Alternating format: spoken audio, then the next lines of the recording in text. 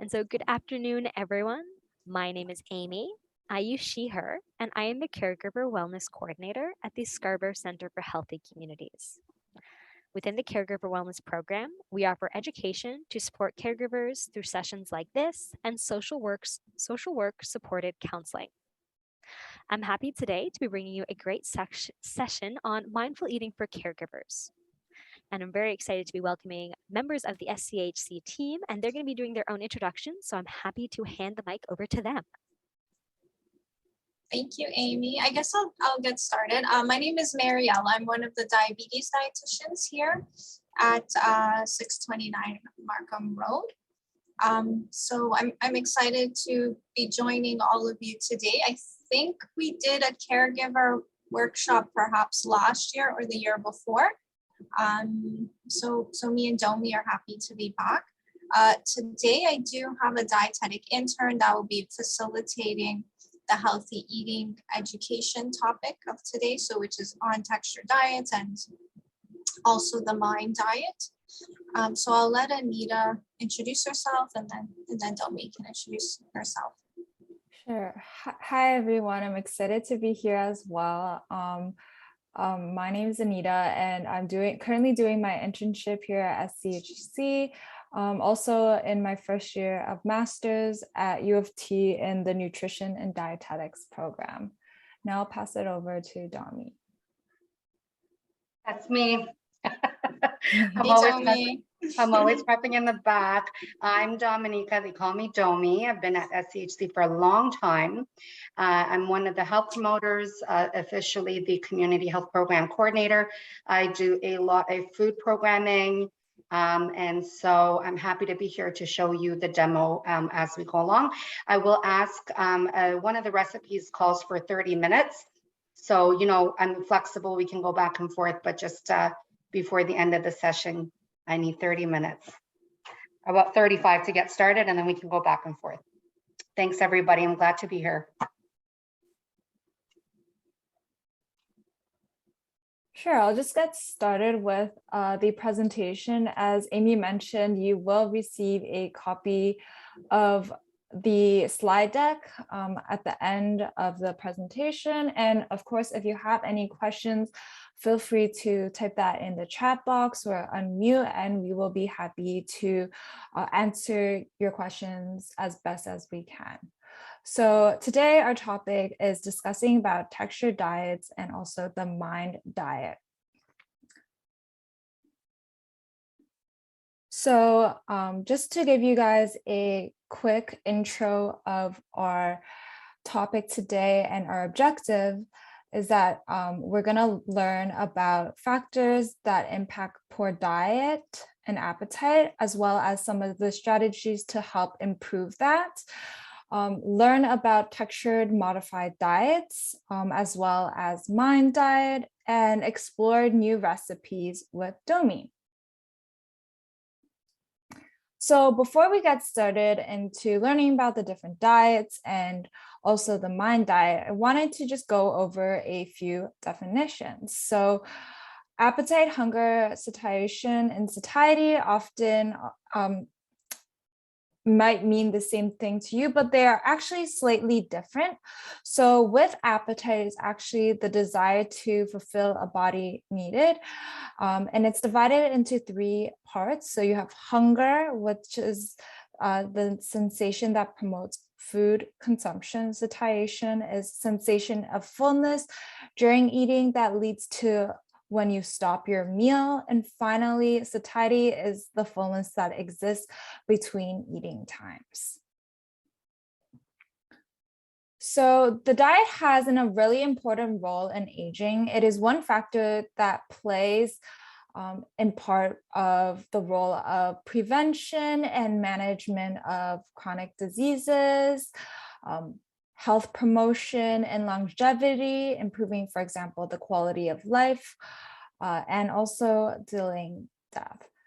So undernutrition and malnutrition is a common problem in seniors. Low intakes of essential vitamins and minerals often very common. And so we will discuss about, for example, ways to eat healthy,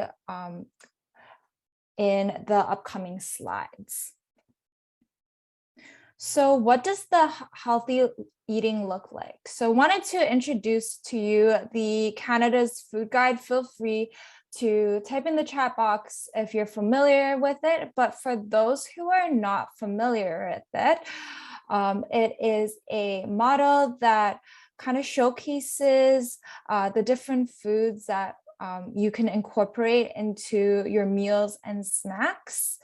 So the underlying guidelines for this is to make half your plate fruits and vegetables, and then a quarter of the plate whole grain foods, and then a quarter of the plate protein foods.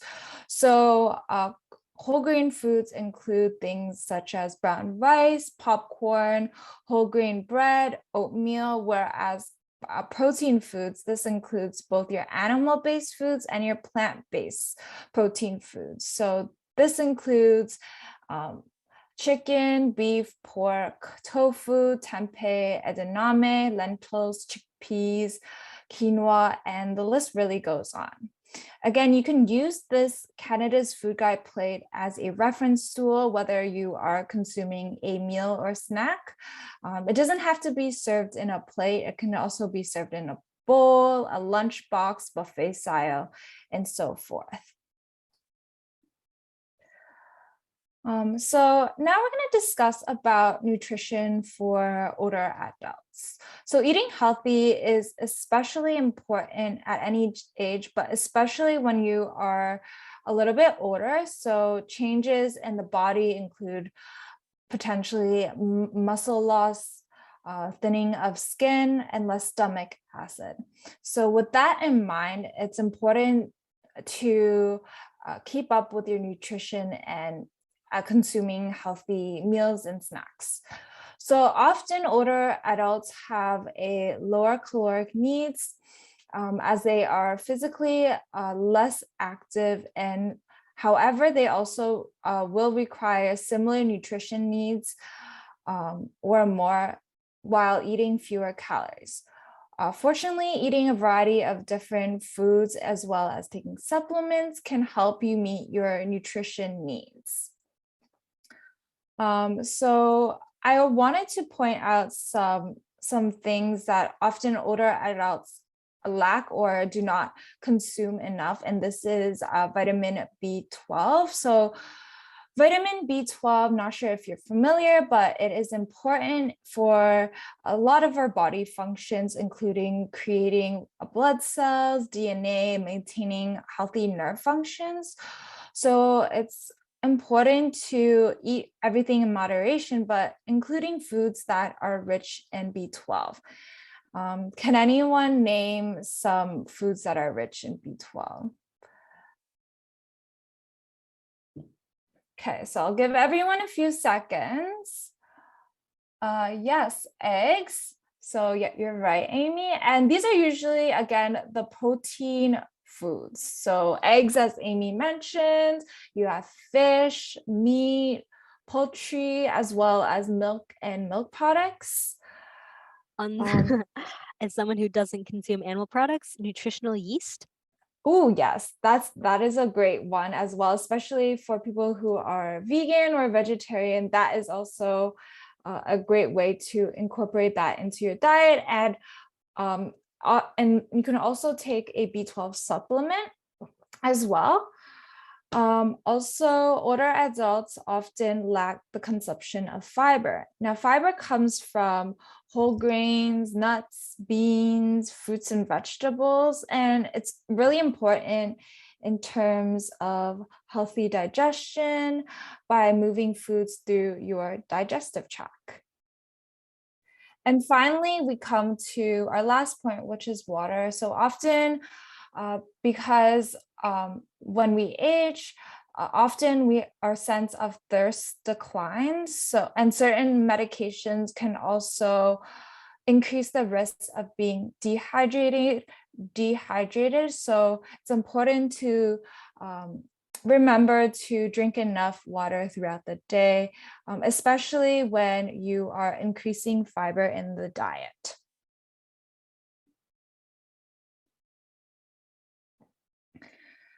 So wanted to move on to the topic of poor appetite. So again, poor appetite is a common problem in older people, whether they're living at home, in care homes, hospital inpatients.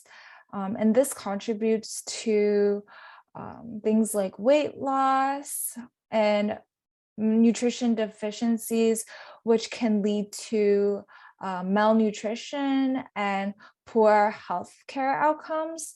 So it's important, again, to try to consume enough foods, even if you have, for example, a loss of appetite. And if it is, for example, severe, or you see it is a reoccurring problem, always talk to your healthcare professional, whether it's the doctor or the dietitian, especially if you notice also unexpected or rapid weight loss.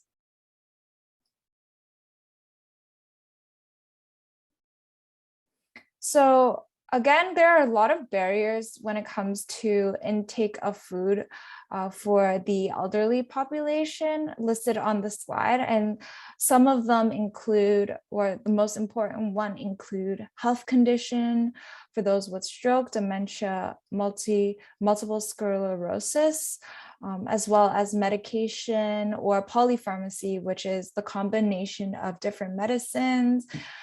It can also be low levels of physical activity. So if you're sedentary for most of the day, lifelong habits, so as well as dehydration, lack of a routine, inability to prepare meals, or even problems with oral health, chewing, and swallowing. And so getting seniors who have no appetite to eat can often be a challenge as a caregiver. And as a caregiver, you may be worried about them and are doing the best you can to give them adequate amount of food, and so they can maintain their nutrition needs. So I just wanted to present to you some nutrition tips for people who may experience a loss of appetite. So, and also when trying these ideas, something important to note is to be patient. Sometimes you have to be a little creative, maybe experiment with different things, and try your best not to be discouraged during this time. So the first one is eating by the clock. So having regular meals and snack schedule can be helpful rather than going by your hunger mechanism. For example, you can eat once at 9 a.m., another time at noon, 3 p.m., 6 p.m., or whatever is realistic for the individual's eating patterns. As well, another important one is snacking between meals. So if they don't have too much appetite, maybe choosing some snacks throughout the day. And this can be those that are of high calorie and nutrient dense foods. This can be things such as soups, high calorie pudding, shakes, can even be protein drinks.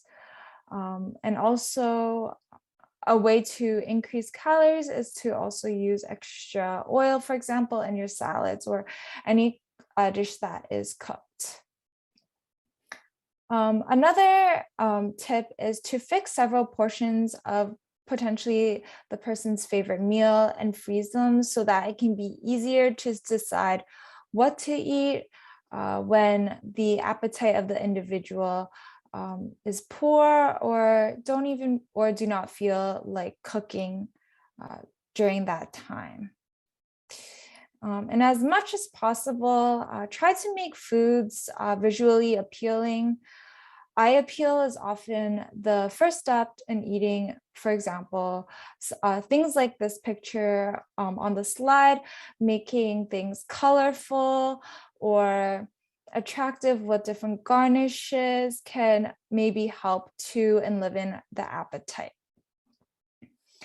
Similarly, you can also appeal to the sense of smell, trying to tap into the sense of well-being that smells can stimulate, such as smells of fresh baking bread. I know that makes me a little bit hungry. However, if the individual is overwhelmed by smells at that time, trying to stay away from the kitchen and having someone else, such as a caregiver or including the family member, to help prepare the food. So overall, making the mealtime pleasant. So this includes the atmosphere and how you eat, such as setting the table or eating with family and friends. So we have, what would the contents of this plate cost? So I'm not sure. So we have a question of what would the contents of this plate cost? I'm assuming you are talking about the healthy food model plate that I was mentioned a few minutes ago.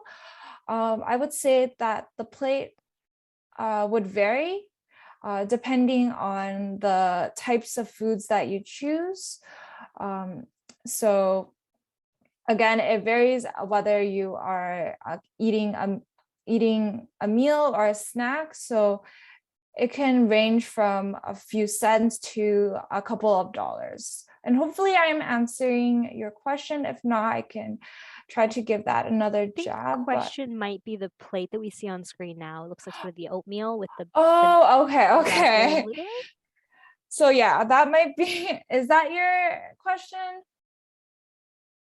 I think this would cost maybe quite a bit, but you can always make foods a little bit more budget friendly. So this looks like it's some sort of a fruit bowl, which can cost around, I would say, maybe $3 to $6 if you're making it at home. If you're purchasing it outside, it can be very expensive.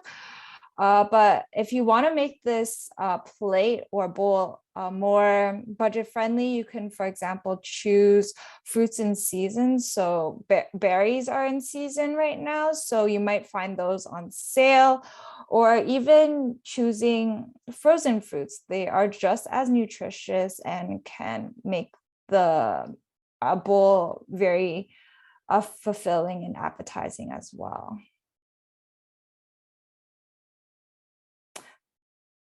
Okay, so if we don't have any other questions, I'll just continue on. But again, if you have other questions, feel free to jump in. So in terms of trying to improve the appetite, you can also try to minimize distractions, can help to improve the appetite at home. As we know, caregivers and a lot of people are often very busy. And so I wanted to incorporate this slide in. So we wanted to give you ways to provide the individual with healthy and nutritious snacks that are, for example, easy to consume on the spot or pack and bring on the go. So this includes things such as fruit sauces. You can choose the unsweetened one with, and it doesn't have to be applesauce, it can be other fruit sauces, as well as yogurt. Greek yogurt is something that I recommend. It has just a little bit more protein. And you can dress it up with different nuts and seeds if you're able to chew and swallow with it, or mashed fruits. You can also bring berries, fruit cups, granola bars, or you can also make them in bulk as well.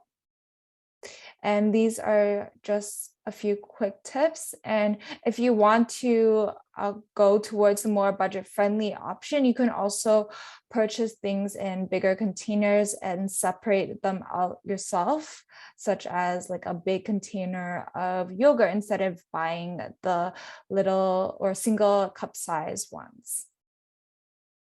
So I'll just move on to the next slide. And we're going to talk about meal replacements. So there are pros and cons when it comes to things like Ensure and Boost, as well as nutritional smoothies and adding protein powders. So again, the key message here is eating a balanced nutrition meal is the best way to stay healthy.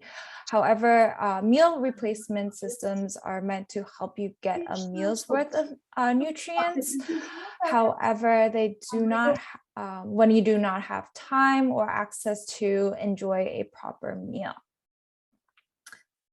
And this includes things such as smoothies, shakes, bars, powders, and they're often nutrient-dense and high in calories. You can also try providing the individual with nutrition supplements such as Ensure and Boost, and both are designed to help the individual meet their needs whenever eating enough solid foods can be a challenge, and they come in a variety of different forms such as flavors and whether they have added protein to them and can be consumed on the spot.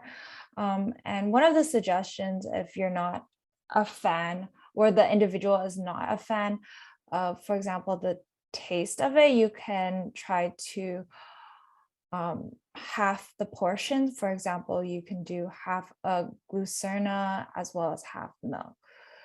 So in terms of the pros and cons, the pros that you don't have to cook, it's quite easy. You can bring it on the go, and it's an easy way to get calories and carbs, especially those who may not have the appetite for it. However, something really important to note is that these can be quite expensive. And it's difficult to get certain vitamins and minerals from the different whole foods that we get, as well as fiber that a whole food source provides. And also another drawback is that it often has higher sugar content in it, and over-reliance on these drinks is not too good. It may cause some digestive issues. So overall, eating or consuming these in moderation is the best tip. And the best way to drink this is to serve them between meals as a snack or a source of supplemental calories and nutrients. But these meal replacements are not to completely replace all meals. So back to the topic of poor appetite, here are some ways, non-nutrition related ways to kind of stimulate the appetite. For example, getting plenty of rest. Often when we're feeling tired, we may not feel motivated to eat healthy and often ignore our hunger cues. So trying to get enough rest and sleep is a great way to improve the appetite, as well as also doing small exercises like exercising lightly before your meal can help you to stimulate your appetite. Ideas can be like doing small movements and stretches at home if you are able to, and maybe going on a short walk, whether it's walking up and down the stairs or taking advantage of the nice weather outside. So we are going to discuss about swallowing concerns. So swelling concerns is quite common in the elderly population, as the swallowing function itself unfortunately deteriorates with age. Swallowing may sound like a very simple task, but it actually involves a lot of the parts of the body, including your brain, nerves, muscles, the esophagus, or the swallowing tube to work right. And the swallowing tract goes from the mouth to the stomach. And so some swallowing problems that you or the individual you are carrying may encounter includes positioning. It can also be the dining environment itself. Swallowing, it can be due to saliva management, the consistency of food, including the textures, which we will discuss about later on. And it can also be certain medications that impact the swallowing process. So dysphagia is the medical term for the difficulty of swallowing, including difficulty swallowing certain foods and beverages. This means that it may take more time and effort on the individual to move the food or liquid from their mouth to their stomach. And especially in the elderly population, this is often mild and can happen for long periods of time.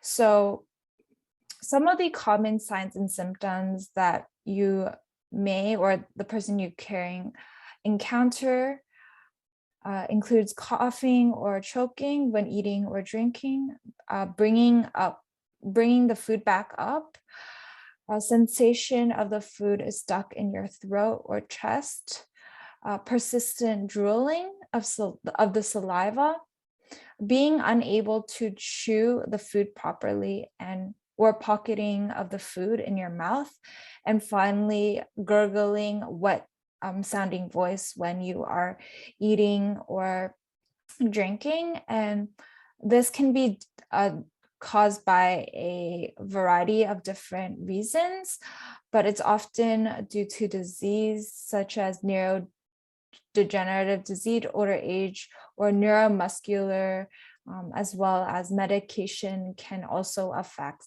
the individual's alertness in terms of swallowing. So it's important to seek medical advice from a doctor or a healthcare professional, such as a speech language pathologist or a dietitian, to help you with the dysphagia or the difficulty in swallowing.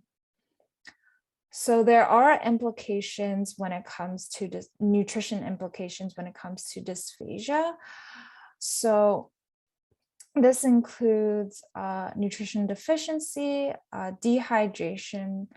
So, and this can lead to constipation, depression. Can be quite hard for the individual if they are not able to, for example, enjoy the foods and drinks that they used to experience.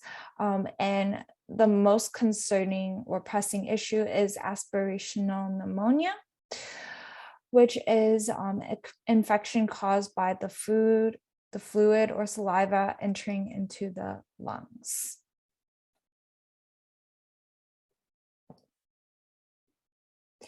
So in terms of how to manage dysphagia, again, getting involved with the doctor or a speech language pathologist and a dietitian can be helpful.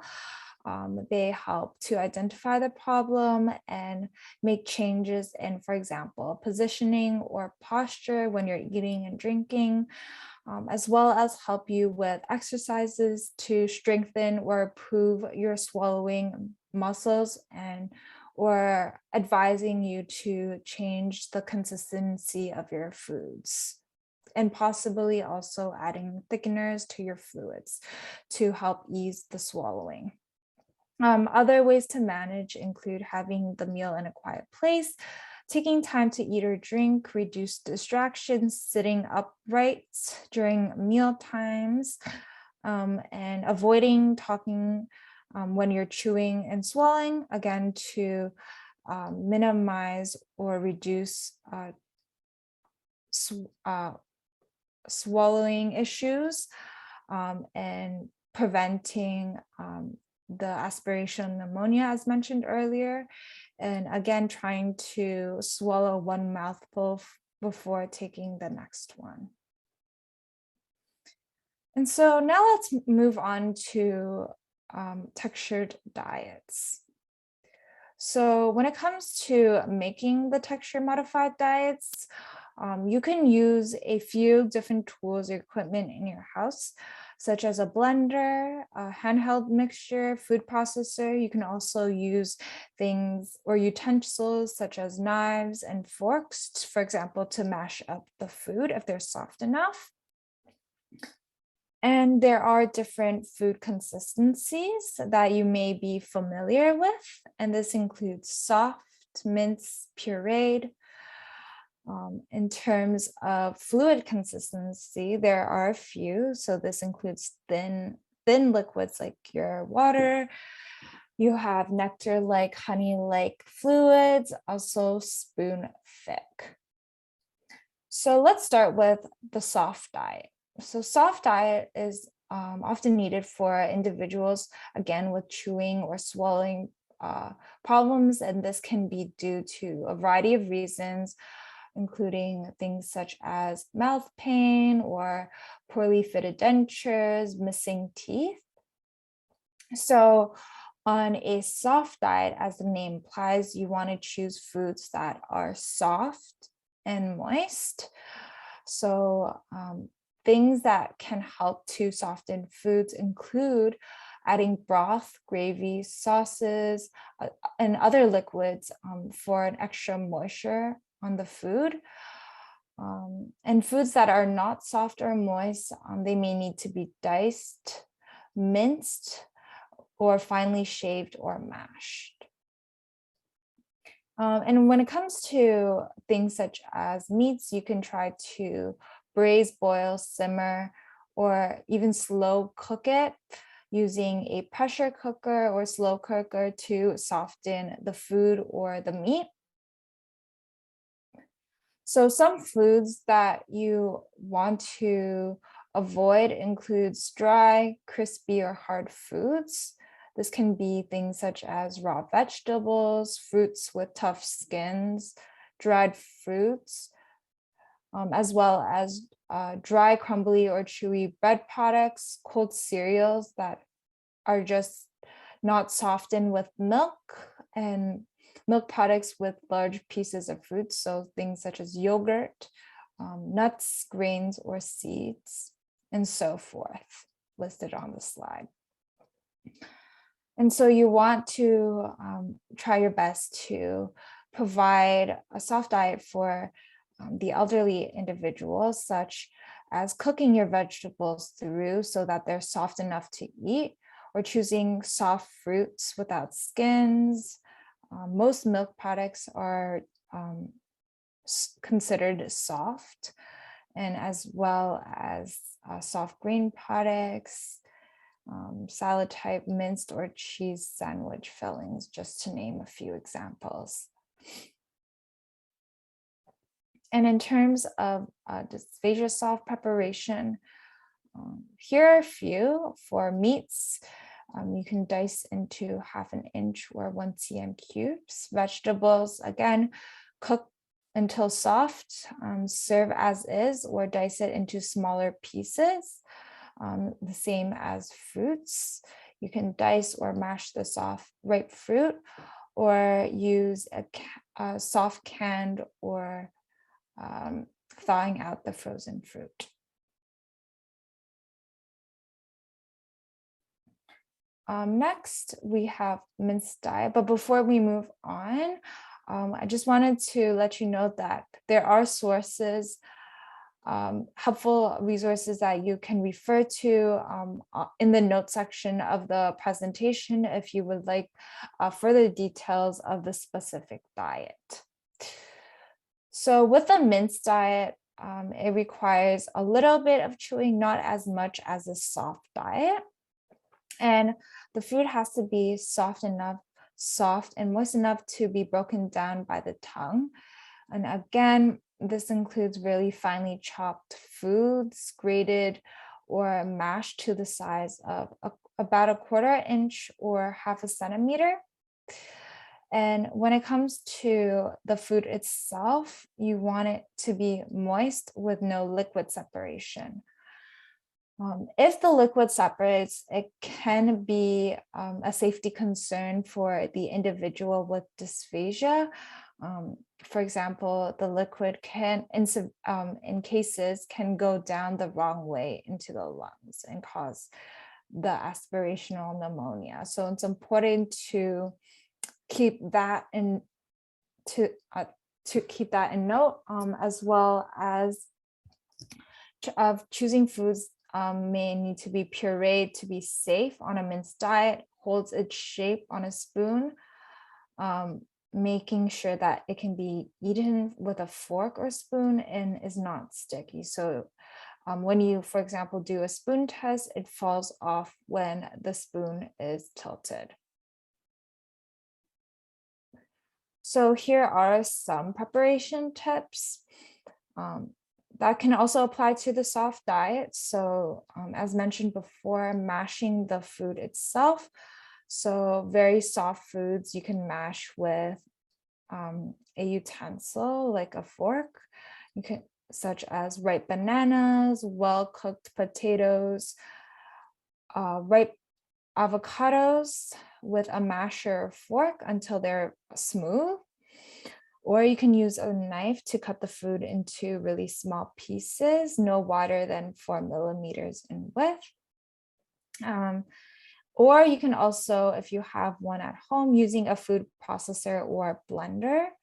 So preparing the food to be well cooked or soft, and then placing the food into the processor, pulsing it into small pieces, and then stop pulsing when it is 4 millimeters in width or less. And you can actually do this fork test. So that is depicted on the slide. You can see that it passes the test if the mint pieces can fit between the fork prongs, so in between the two metal parts of the fork, to see if they're the correct size.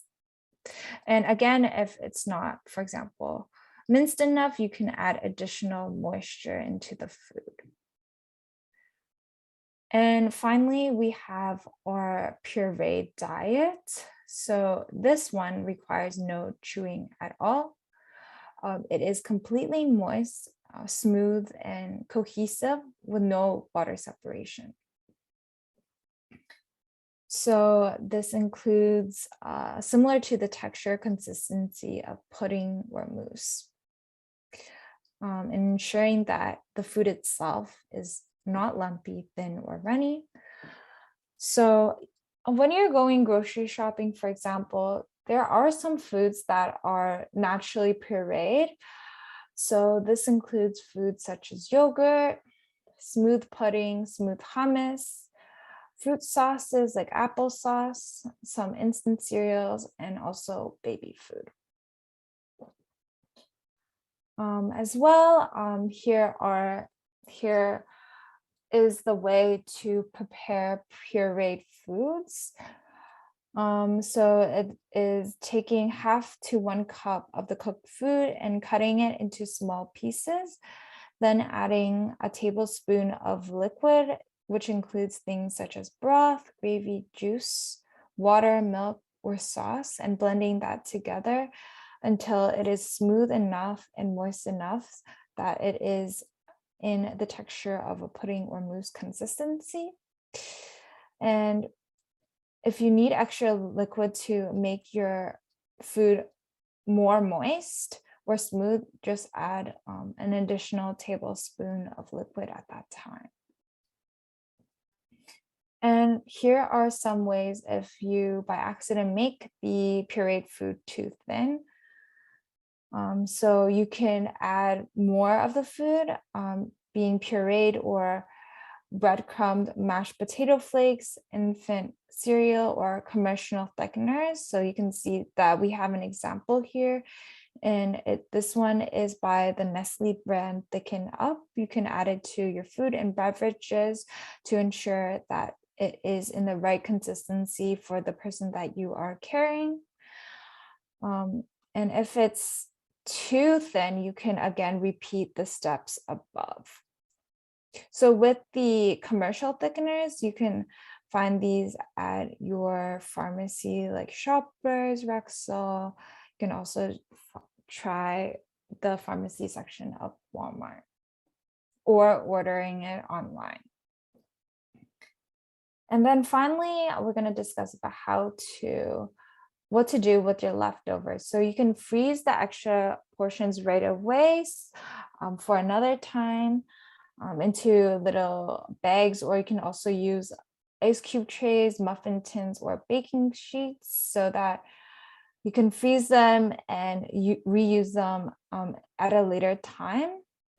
And then when you're actually finished freezing it and you want to take it to feed the elderly person, you will need to thaw your food item and making sure that the food itself is properly mixed and that there is no liquid separation.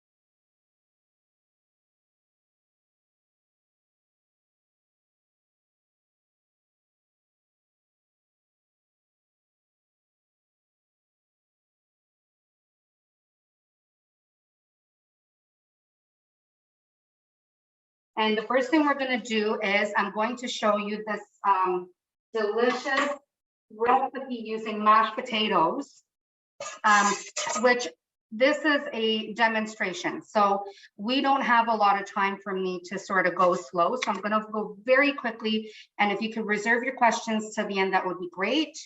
And I'm going to try to keep my mind sharp so I know what we're doing. And if I am missing something, pardon me, as I make a mess. Usually my kitchen is such a mess when I'm doing a cooking program. So this recipe, which we're going to bake in some pre-oiled muffin tins, is using some leftover mashed potatoes. You can use regular potatoes, you can use sweet potatoes, so there's no end. So all I'm going to do is just take these lovely mashed potatoes that we didn't finish, put it in the bowl. I've got 2 eggs. Can you guys see that okay? And I'm just gonna go ahead and mash this, blend it up, or whisk it up, I should say. I ordered this lovely whisk off of Amazon, and it's my favorite. You know, sometimes you have these kitchen gadgets and it just makes cooking all that much more fun. Well, this is one of them. So I'm gonna add to my eggs, to the potatoes, some eggs that have been whisked up. Now, what can you use if you don't use eggs? You can use some flour, you can use a little bit of cornstarch, so you don't have to use eggs, okay? And then I'm going to go ahead with some garlic powder. Hopefully you can see that okay. Black pepper and some salt. And you know, I always say seasonings need to be to your taste. If you're not keen on salt, don't use a lot of salt. I'm also going to be adding some marbled cheddar cheese today, which has some salt. So instead of doing a teaspoon, I did half a teaspoon. I like salt, but not too much of it. So I'm just going to mix this up. Of course, because there's eggs in here, you know how it goes. When you're mixing things, you need a little bit of stamina. Now, I do want to be careful. I don't want to over mix this because potatoes have gluten in them and they will become overly glutinous. And then the other thing that I'm going to add to this recipe is some boiled strained spinach. Now you can use frozen. I didn't have frozen, so I just put some regular baby spinach. I boiled this for a few minutes in a little bit of salted water. I strained it, and then I squeezed all the water out of it. So that's the key to this. You don't want any of that water. So whether you are using fresh or if you are using frozen, just make sure that you get as much of that water out as possible. So I'm just going to give it a quick dice, nothing fancy. I'm going to put that in here. So this is how simple this recipe really is. And then I'm going to add 3/4 cup of cheddar cheese. Now these recipes will be included, so you don't need to worry about writing notes. But if you've got any questions, you can ask. And it's so versatile. Like if you don't like spinach, you don't have to add it. You can add another vegetable. Broccoli would go really well with this as well. So, Domi, there is a question. Sorry to interrupt you. Yeah, no, go for it. Noemi asks, what potatoes are you using? I use yellow Yukon Gold. So, Because when it comes to mashed potatoes, those work really well. They've got a little bit of sweetness, and they're nice. You know, white potatoes are not my favorite for mashed potatoes. Those I usually use for soups. And red skin potatoes I like for potato salad. So, you know, different one, and roasting, different ones for different things. So that's it. So now that we have our mash, I'm going to just show you the next step here. Hold on one second. You've got to wash your hands, or I have to wash my hands. You just get to hear it. And then, like I said, I've got this pre-oiled muffin tin, and I'm going to take an ice cream scoop. I like to measure things so that, you know, each one of them will have the exact amount. But if you're not keen on measuring, you can just freehand it. And this should give me 12. So, is there anything about this recipe that you don't like? I love you the wouldn't use? Would you use spinach and potatoes together?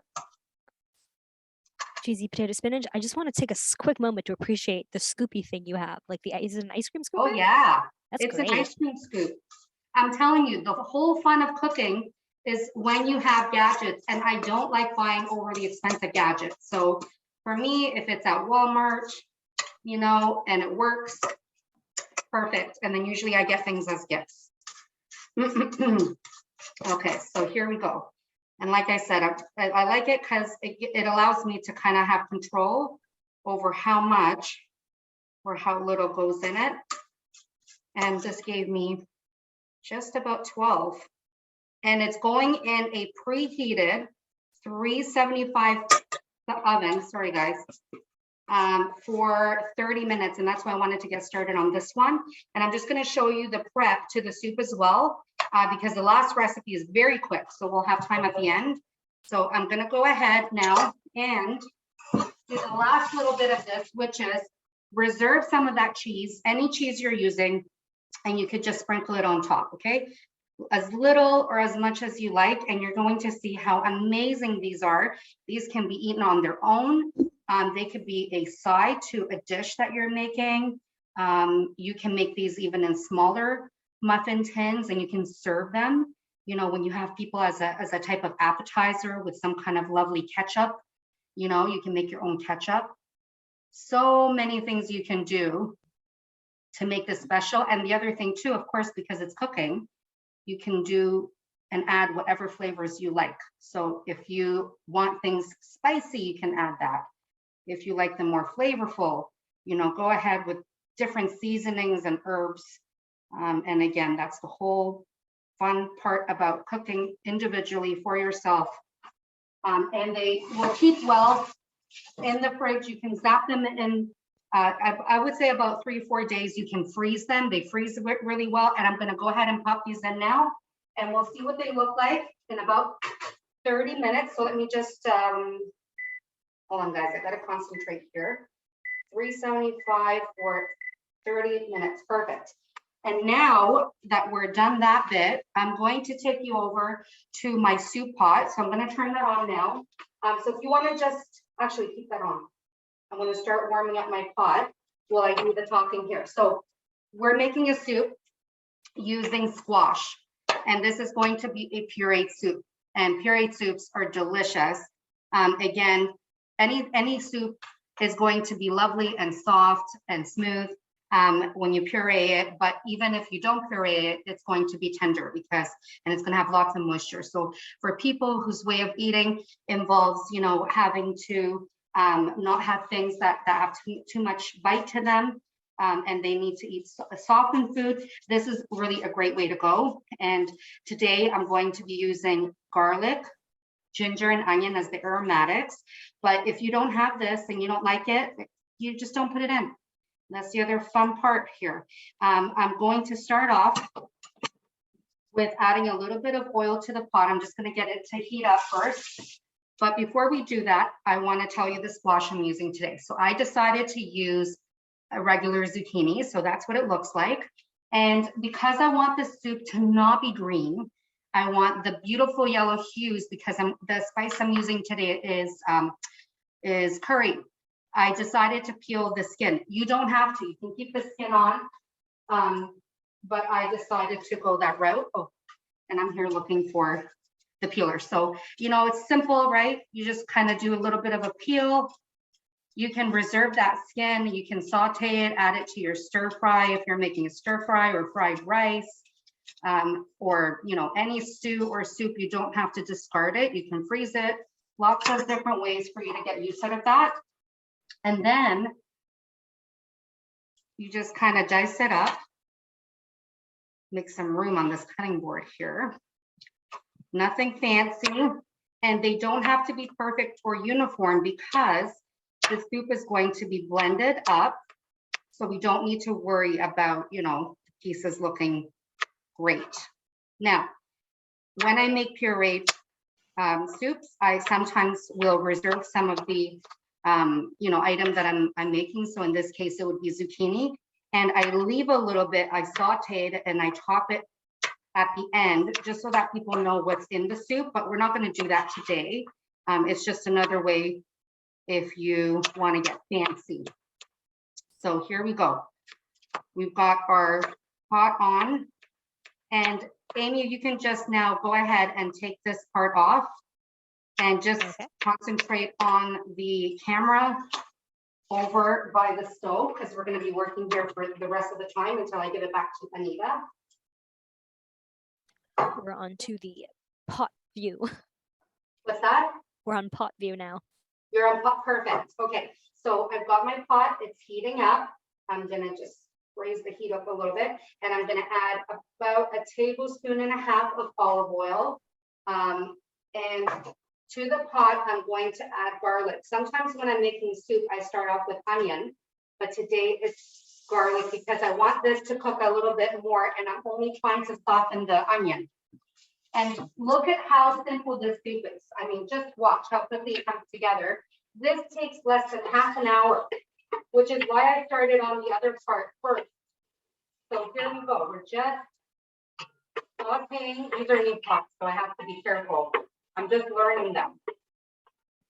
So as soon as we start smelling these aromatics, I am now going to add the onion, and I've got some minced ginger. You don't need to or have to use ginger. I like it. And especially when I'm using curry. These are the flavors I like to go in with. And now, because I don't want things burning, I'm going to add just a little bit of butter. If I can find my butter. Here we go. I've got a little bit of butter. That's about 1 teaspoon there. And when you add oil and butter, it prevents things from sticking and burning usually. So I'm just gonna continue doing that for a minute, and you'll see how quick this is. And again, I'm just trying to soften the onion. I don't even need to wait too long. I can go ahead and add these lovely zucchini pieces, which are so neutral in taste. and they're an amazing side accompaniment if you're making other, dishes. So here we go. And I'm using vegetable broth. So this is a vegetarian soup. Nothing fancy, super delicious, very nutritious, homemade, you know exactly what's in it. And I'm using some curry powder. So I'm not gonna wait too long because we're on a time today. So I'm gonna add one, I have two different ones. So I kind of go in with as much as I want. And I'm gonna add 3 teaspoons, and that's 1 tablespoon. So 3 teaspoons is 1 tablespoon. I just don't want to go and get another spoon. This way I don't have to dirty too much. And I'm going to go ahead and saute this for just a couple of minutes while I adjust my. All right. And you know what? Anita, do you have a minute while this is doing its thing for a second before I add the other ingredients? Can I do the smoothie and then hand it over to you? Because then I just have to plate. Yeah, that sounds good. Yeah, okay, so it's gonna do its thing for a couple of minutes, and then I'm gonna take you back over here. Can you guys see me okay? So you can now project back on. Yes, thank you. God, you're good, Amy. So I'm gonna show you an amazing smoothie recipe that's going to be made in my blender. I use a NutriBullet. You don't need anything fancy. Mine's a little yellow because I'm always making something with ginger and turmeric in it. And it starts off with some ice cubes. Sorry, Domi, before you get into the smoothie recipe, there was a question in the chat about the curry powder brand that you use. I like lots of different ones. So I have like 5 different ones, but the main ones I like are Lala's Guyanese brand, because the Guyanese curry is the best of East and West. So it's the East Indian, flavors and the West Indian flavors kind of mashed up together. That's my favorite. So I'm just putting in a banana. So I've got ice, a banana. I'm going to put in some blueberries. Okay, 2 cups of blueberries. It's going to be super yummy. Here we go. I'll reserve like 7 of them to eat later. And now I'm using pomegranate juice. This is 100% pomegranate juice and water. There's no added sugar or anything like that. This was less than $2 in the grocery store, and it's the Cedar brand. And I bought this at Copa's, but I've seen it at, I think it was Food Basics. And I'm just gonna go ahead and add 1 cup of pomegranate juice.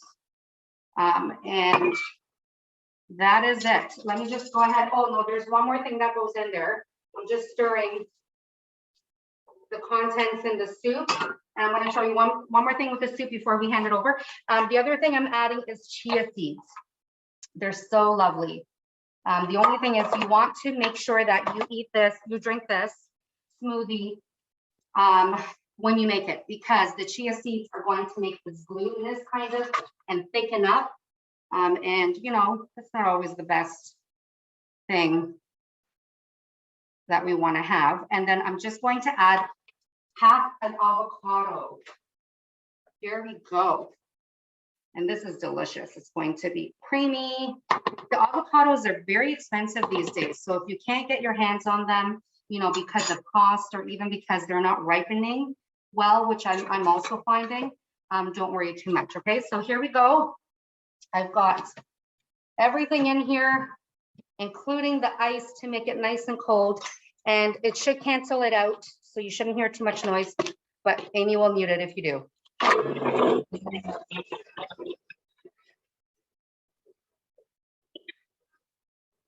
Oh, maybe she didn't hear because of the noise. But yeah, I think peanut butter would be a decent alternative, or even almond butter would be a decent alternative to the avocado. Absolutely. Yeah. Any kind of healthy fat, right? And here we go. So we've got this lovely blueberry. Look at the colors. And again, all I did was I had these fun little, what do they call them? Skewers, you can put cheese and things on them. And I decided to skewer a few blueberries on top so that people knew what they were drinking. And you've got this lovely, delicious drink. So I'm going to hand it over to Anita. Actually, no, before I do that, I lied. You can take this part off, go to the soup, and then 2 minutes, Anita, it's yours. So here we go. So this has softened a bit now. And you know, the curry powder, the spices have had time to actually sit with the heat, which then allows them to release. Hold on, here we go. Allows them to release things. And we're gonna add some coconut milk. Okay, 1 can of coconut milk. And then I'm going to add some, here we go, vegetable broth. So 4 cups of vegetable broth.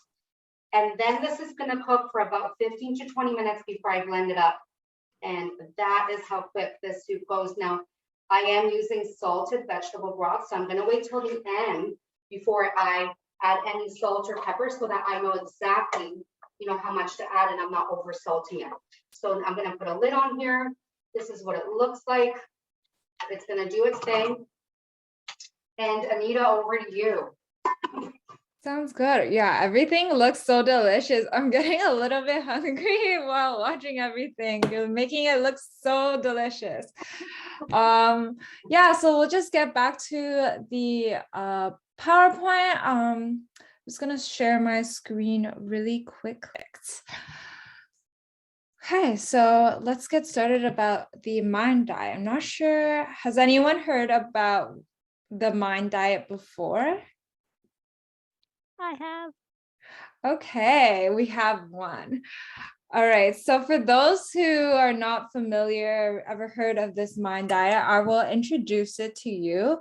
So the MIND diet actually stands for Mediterranean Intervention for Neurodegenerative Delay. So it is basically a hybrid or a combination of the Mediterranean and DASH diet. So the Mediterranean diet emphasizes on vegetables, fruits, nuts, fish, and olive oil, whereas DASH is very similar, and it was developed to help people manage with reducing their blood pressure. So both of these diets and the MIND diet do not focus on weight loss. Instead, it focuses on a variety of different foods with strong emphasis on fruits and vegetables, nuts, fish, and olive oil. So something really interesting about this is that they have conducted a study many years ago, and they found that with people with a higher MIND diet score was associated with a slower rate of cognitive decline. And so their brain was around 7.5 years younger of age. So that is really something interesting to note.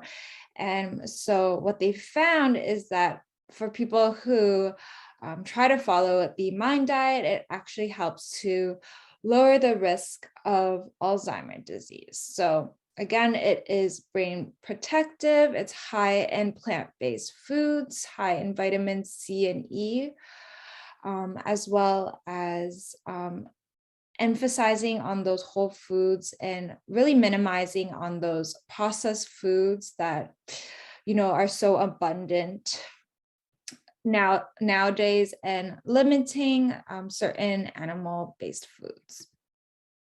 And so again, here is a quick summary of what the MIND diet focuses on. So first, it focuses on green leafy vegetables such as spinach, kale, and lettuce. And again, this can be raw or cooked. Also, other vegetables as well, including broccoli, celery, tomatoes.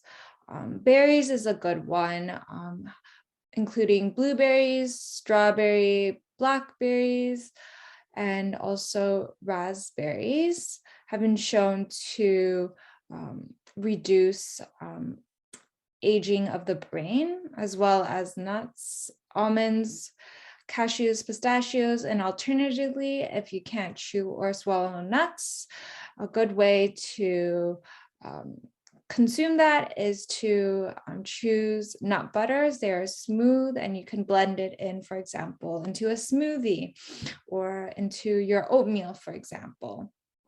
And then also emphasizing on using olive oil as their main cooking oil, whole grains like quinoa, oatmeal, brown rice, whole grain pasta, and fish and seafood such as salmon, tuna, trout, beans like black beans, pinto, kidneys, and so forth. And finally, poultry. So choosing more poultry like chicken and turkey. And also emphasizes on like plant-based proteins. You also have like chickpeas, for example, tofu, tempeh, and so forth. And so with those foods, they also try to avoid or limit certain unhealthy food groups, such as choosing less butter or margarine. For example, alternatively, you can choose things such as like olive oil, certain vegetable oils like canola oil, as well as consuming cheese approximately less than once a week, red meat to consume that a little bit, maybe once or twice a month, and limiting fried foods like French fries, fried chicken, and other fried foods, as well as sweets and pastries. So with the MIND diet, again, we know that this is a very brain healthy diet, has been proven to reduce or the cognitive decline, and especially in the elderly population.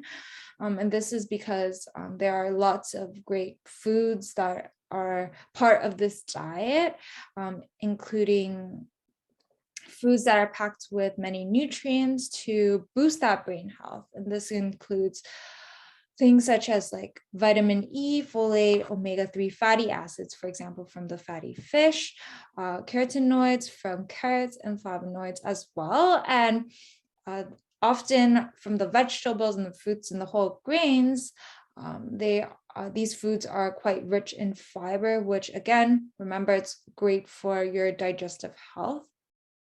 And also overall helps with improving your brain health. So do we have? Okay. So here are some useful resources that you can refer to. So throughout the presentation, I was able to make use of some resources. Again, they are listed at the notes section of the PowerPoint when you do receive the PowerPoint presentation copy.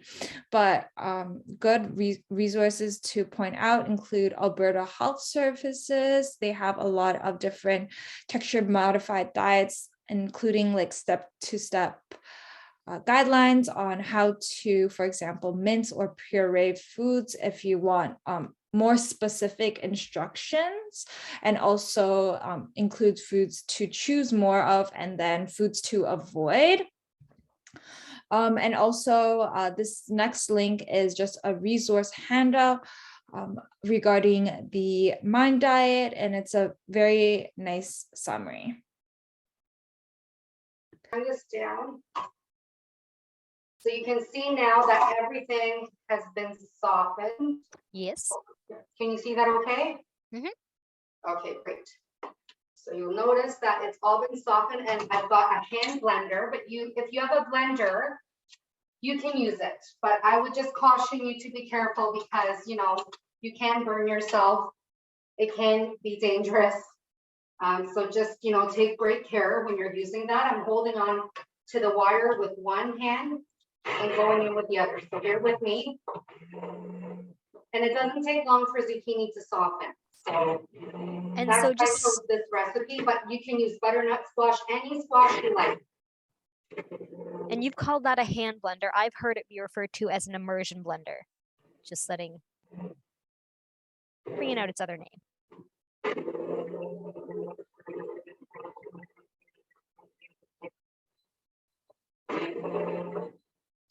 My stove has to be off, so it's gonna keep making that noise.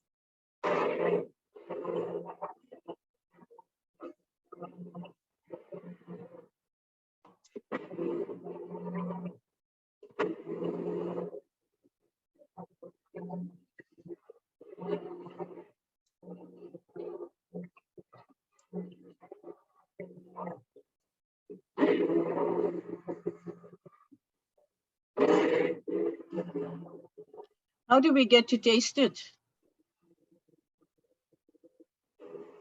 If only Zoom had like smell-o-vision, I'm sure it smells delicious. Yeah. I just had breakfast before we started. Well, then it might be a bit early for soup. And so, Domi, I know No, you it's lunch. mentioned that the muffins freeze well. Is this something else that would freeze well? And I don't think she can hear us right now. Yeah, so the soups are also something that can freeze well. You just have to package them properly and then label it. Domi, how long can soups be frozen for? Is it 3 months? Any food can be frozen indefinitely. You're going to, after some time, lose the nutritional value of food. The color may change, the texture may change, and the color may change. So you won't have as many nutrients.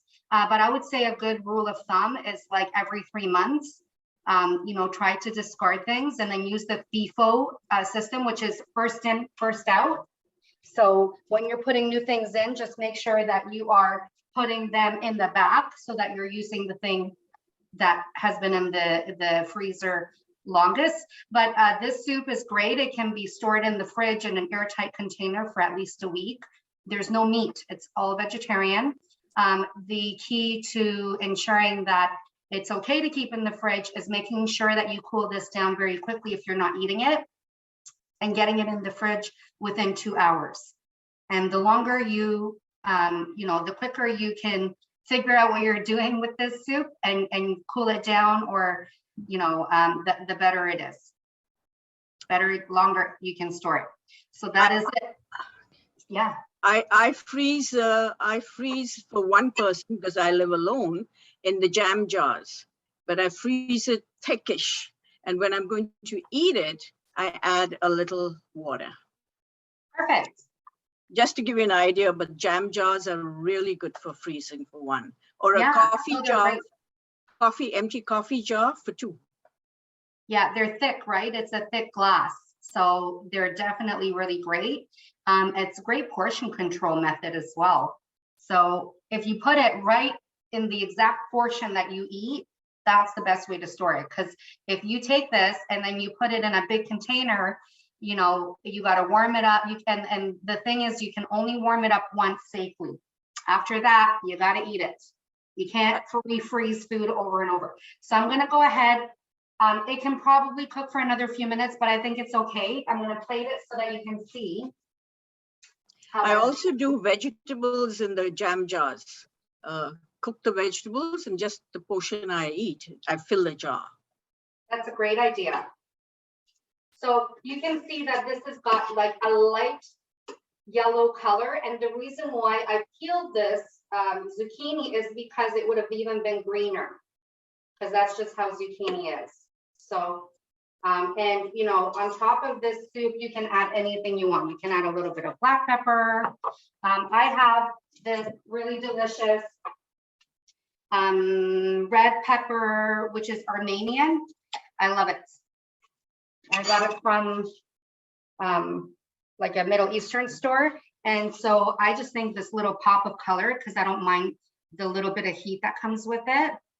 That, and then you can put some fresh herbs on top. I'm adding a little bit of green onion, but you don't have to, and you don't need to put any fresh herbs either. You can just serve it like that. You can even put a little drizzle of cashew milk, oat milk, oh my gosh, yogurt, extra milk, cream, anything you have, anything you like. So let's go ahead. I put yogurt. Yogurt is excellent. Greek yogurt. That's an amazing idea. And then sometimes I'll put sour cream as well. So looks like we're good on time because these are done. So I'm just gonna pull out this lovely, hold on one second here. Okay. These are the muffin, you know, our mashed potato leftovers. Oh my gosh, and it smells amazing. Let me see if I can dig one out so I can show you what it looks like. So I'm gonna do that now. I can turn this soup off. There we go. And let's see here if I can get in here. It is hot, but I want to show you what it looks like. So I'm just gonna play around. Oh yeah, it'll come up. Okay, 1 second here. Well, I'm glad I didn't eat lunch. You have quite the spread ready, and Quite the spread. I'm gonna call my daughter in a minute, and she's a vegetarian, so this is right up her alley. And now she's got some, you know, great sides. Okay, so here we go. So I think two is a great serving, but one is good too. This is what it looks like. Lovely. And let me zone in and hone in on the dishes from today's session. I hope you enjoyed the cooking demonstration. Thank you so much for your engagement and all the amazing questions. And that's what we are working with today. well, I'll also Oh. thank everyone who attended. Thank everyone. Thank Mariella and Anita and Domi. I'm excited to see this, and I'm looking forward to being able to send the resources out, both the recipes as well as the recording, so we can go back and check in on all of the great points that were mentioned today. And with that, I guess it's cheers. Thank you, everyone. Thank you to Anita for facilitating the education section. Thanks to Domi. Thanks, as Amy said, for all the questions. That's yummy. When is the next one? Well, if you're interested in learning more about and following along some great home chefs, Domi can speak about culture kitchens much better than I can. Yes, we have a weekly program, which we do in a series. It is called Culture Kitchen, which stands for Cooking Up Local Tasty Recipes. It features different residents cooking from their own kitchens, showcasing their cultural dishes. It is so much fun, and we learn so much.